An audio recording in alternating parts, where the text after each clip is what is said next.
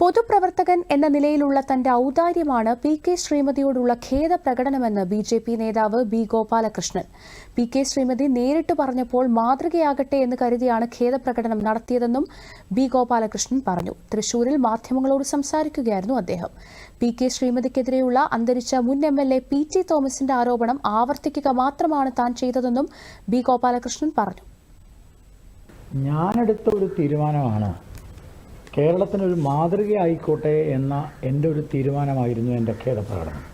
അതെൻ്റെ ഔദാര്യമാണ്. ആരും പറഞ്ഞിട്ടല്ല, കോടതി പറഞ്ഞിട്ടല്ല, കേസ് നടത്തിയിട്ടല്ല.